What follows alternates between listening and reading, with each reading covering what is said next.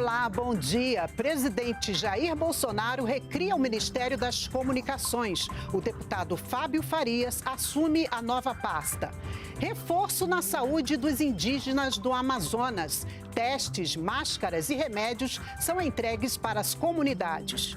Novos projetos incluídos no programa de concessões do governo. São portos, aeroportos e rodovias.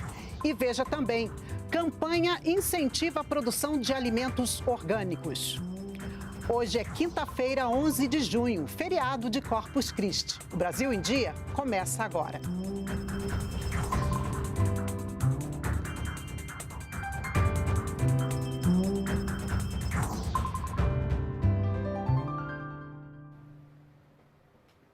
O presidente Jair Bolsonaro recriou o Ministério das Comunicações a partir do desmembramento do Ministério da Ciência, Tecnologia, Inovações e Comunicações.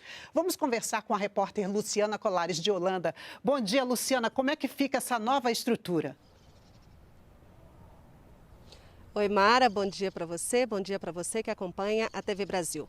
Olha só, com essa nova configuração, o deputado federal Fábio Faria assume o comando da nova pasta, que é o Ministério das Comunicações. O Ministério da Ciência, Tecnologia e Inovações continua sob o comando do ministro Marcos Pontes. O novo ministério tem a atribuição de cuidar das políticas nacionais de telecomunicações, de radiodifusão e dos serviços postais. Também fica responsável pela política de comunicação e divulgação do governo federal, relacionamento do governo com a imprensa e pelo Sistema Brasileiro de Televisão Pública. Então, agora estão subordinados ao Ministério da Comunicação, a empresa Brasil de Comunicação, da qual faz parte a TV Brasil, os Correios, a Agência Nacional de Telecomunicações, a Anatel e a Telebrás. E ontem à noite o presidente Jair Bolsonaro comentou sobre essa mudança na porta do Palácio da Alvorada. Vamos ouvir. O governo federal incluiu mais projetos no Programa de Parcerias de Investimento, PPI, que prevê a privatização, a concessão ou estabelecimento de parcerias público-privadas de ativos do governo federal. Na área de infraestrutura, passam a fazer parte do PPI o arrendamento de 7 portos e a desestatização do Porto Organizado de Itajaí. Também foi aprovada a concessão das rodovias BR-135 e 316 no Maranhão. Bom, nós vamos então chamar a sonora do presidente da República, Jair Bolsonaro, que comentou a mudança em entrevista no Palácio da Alvorada ontem. Vamos ver. Resolvi recriar o Ministério das Comunicações. Não haverá aumento de despesa, nenhum cargo foi criado, exceto do próprio ministro. E por ser deputado, ele faz opção entre salário de deputado ou de ministro. Então, custo zero, nada mais foi acrescido, né?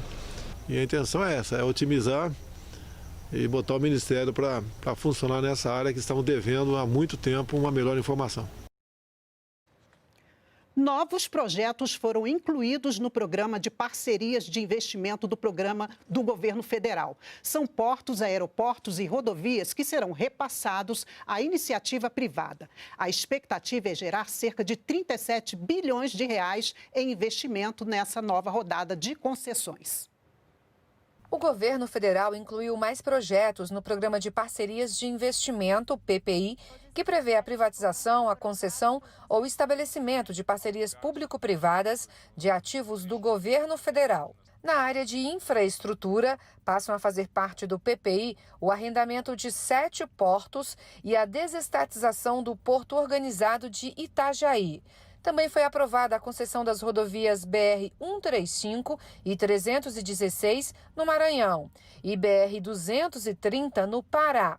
No setor aeroportuário, foi incluída a relicitação dos aeroportos de São Gonçalo do Amarante, no Rio Grande do Norte, e de Campinas, em São Paulo. O Conselho também decidiu pela privatização da CEITEC. A empresa pública é vinculada ao Ministério da Ciência, Tecnologia, Inovações e Comunicações e atua na área de tecnologia, como de semicondutores e microeletrônica. Há um gasto nos últimos 8 anos, um investimento, na verdade, na CEITEC de mais de 800 milhões de reais e que o resultado não tem sido atingido. A gente tem tido um faturamento da ordem de 15 milhões por ano e um orçamento de 86 milhões. Então, é realmente necessário que a gente faça uma revisão da política pública e o papel da CEITEC.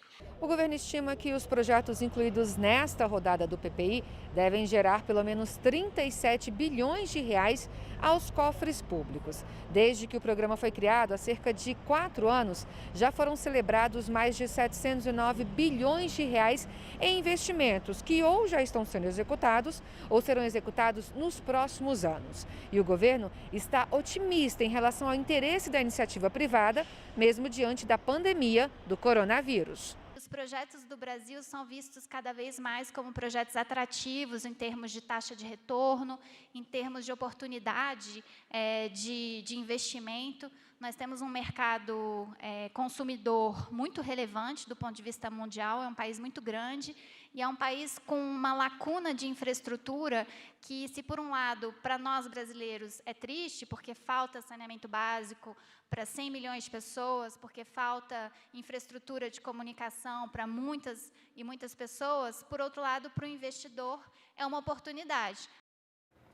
O ministro da Justiça e Segurança Pública se reuniu nesta quarta-feira com secretários de Segurança Pública estaduais. Entre os assuntos, a importância da integração dos governos federal e estaduais para o fortalecimento da segurança pública em todo o país. André Mendonça detalhou que a pasta já fez diversos repasses desde o início da pandemia para que os estados pudessem adotar políticas públicas necessárias na área, como, por exemplo, no sistema prisional. Tanto na área de política penitenciária do FUNPEN, já foram repassados mais de 500 milhões de reais. Outros valores estão para serem liberados. Dentro do Fundo Nacional de Segurança Pública, agora 500 milhões de reais, mais 700 milhões que nós estamos já compromissados com eles, e estamos fazendo uma política de gestão de recursos públicos, dentro daquilo que o Ministério tem possibilidade. Também assumimos um compromisso hoje de pelo menos mais 200 milhões de reais. A criação de um ministério específico para a área da segurança pública foi debatida na reunião. Sobre essa possibilidade, o ministro afirmou que o governo não vai tomar uma decisão precipitada e que o que mais importa no momento é garantir o fortalecimento da segurança em todo o país. O mais importante não é a criação de um colégio, de um ministério específico. O mais importante é que a gente consiga ter uma articulação, uma integração, um diálogo e que a gente consiga aproximar as soluções que dependem do governo federal e do estado.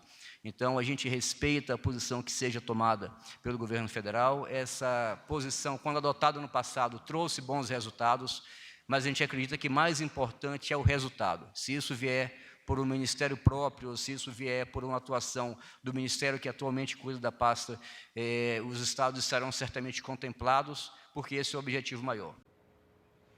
E o pagamento em dinheiro da segunda parcela do auxílio emergencial continua. Amanhã, pessoas nascidas em novembro poderão sacar o benefício. No sábado, 680 agências da Caixa em todo o país vão abrir para pagar quem nasceu em dezembro.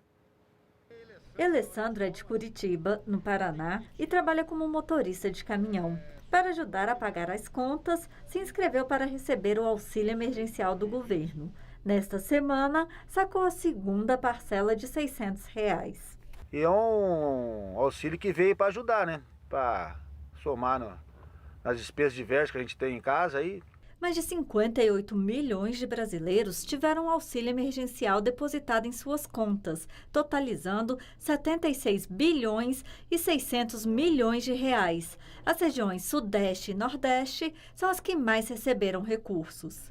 Quem recebe o auxílio pode utilizar o aplicativo Caixa Tem para acessar informações sobre o auxílio emergencial e também fazer compras pela internet e em lojas físicas. O crédito foi feito para todos os beneficiados na poupança digital que você acessa através do Caixa Tem. E lembro, você pode, no Caixa Tem, efetuar pagamentos, pagamento de conta de boleto bancário.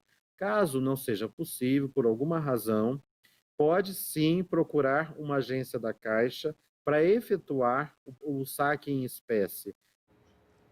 E as Forças Armadas reforçam os atendimentos de saúde nas comunidades indígenas da região de São Gabriel da Cachoeira, no Amazonas. Testes apontam novos casos de Covid-19.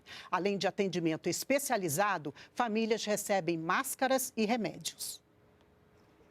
Às margens do rio Uaupés e do Piracuí está Iauareté. A maior comunidade entre as visitadas pela comitiva é também a mais urbanizada e reúne cerca de 3.000 indígenas de várias etnias, a grande maioria tucanos.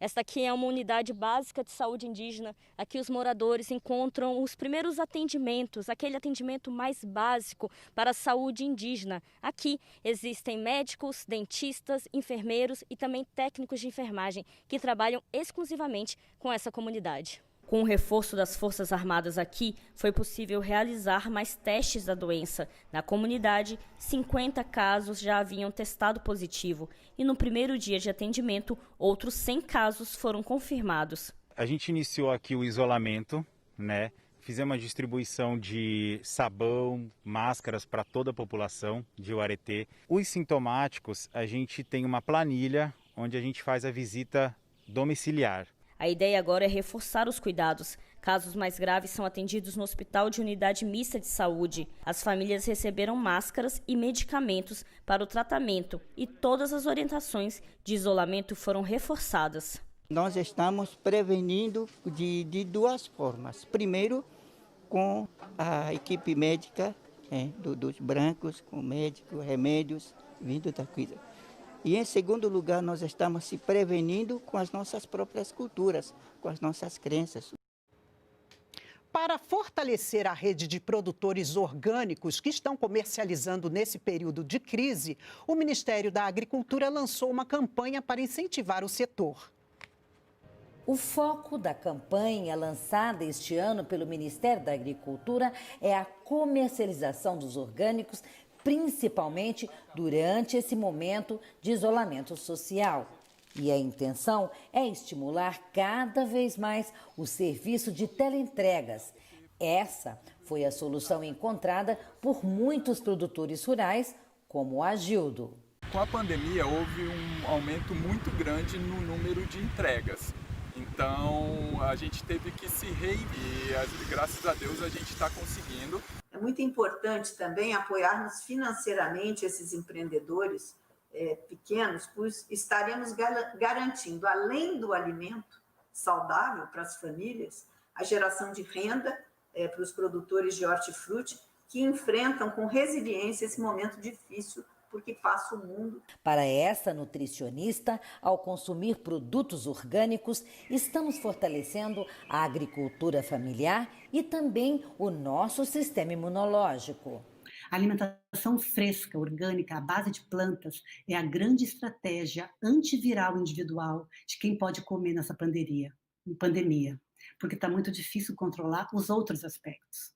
Comer bem a nossa vacina. Hoje o país tem 27 mil unidades de produção de orgânicos e quase 21.400 produtores. E o setor cresce a cada ano por causa da demanda e pelo apoio que o governo federal tem dado ao agricultor convencional que decide mudar a forma de produzir. Temos aí a possibilidade também de apoiar mais forte a parte da assistência técnica, que é muito importante para que a gente dê o suporte, e principalmente os produtores que estão iniciando no processo de transição. Brasil em Dia fica por aqui. Bom feriado para você. Até amanhã.